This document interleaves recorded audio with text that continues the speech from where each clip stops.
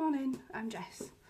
So in this video I'll be talking about the start of my beekeeping journey. So keeping bees is something I've wanted to do for a long time. So probably near 7 or 8 years ago I read a book called The Beekeeper's Promise. Now it's about World War II occupied France, and there's this young girl who is hidden within a village, and the home that she lives in is an older lady who keeps bees, and it's all about World War II and the villagers' struggle against occupation, but it's also all about this lady teaching this younger girl how to keep bees.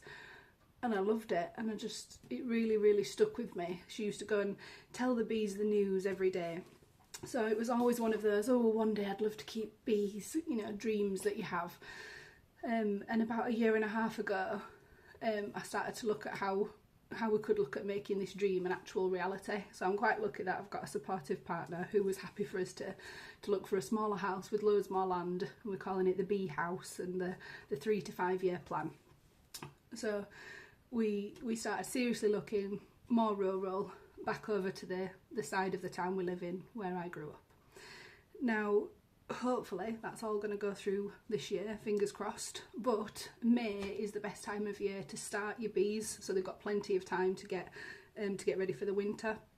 So last year I joined my local beekeeping association and enrolled on the beginners course, and since January I've been reading everything I could find, watching all the videos, going to webinars, and I am the swot on the bee course, I'll be honest. My aim is to start with 3 hives, and my dad has very kindly agreed to let me start them at his house. So this weekend, Steve from the Beekeeping Association very kindly said I could have one of the splits and start my first hive, and I had an excellent time going to get my bees. So this video is about that.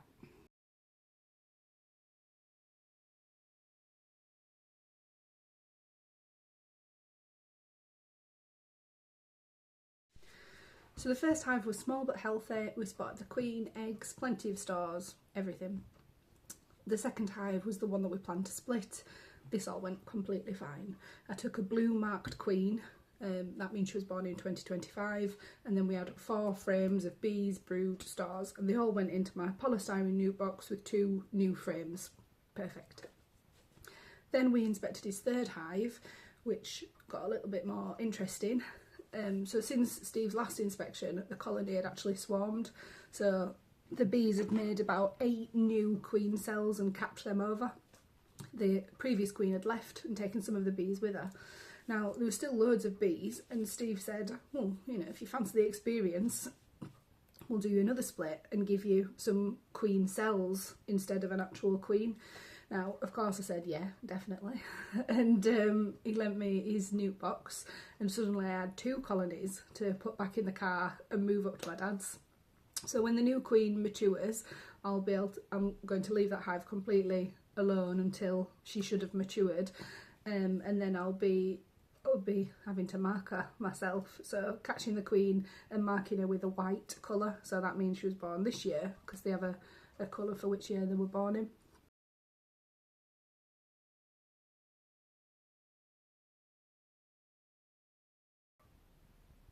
I loaded both the nukes into the car and took them up to their new home behind my dad's shed. And Steve had given me some advice on what to do. So the first nuke that had the queen in, leave them in there for a week until they start drawing out the 2 new frames, keep them fed with sugar syrup, and then move them into the wooden hive.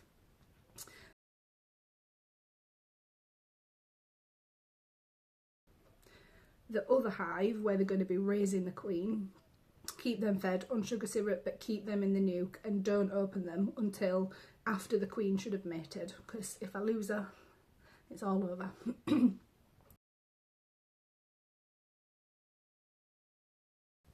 So we moved the nuke boxes onto the hive stand and put them next to the hive that the bees are going to go in. We topped them up with sugar syrup, and then the girls started exploring the surroundings once we opened the door, and it was absolutely wonderful.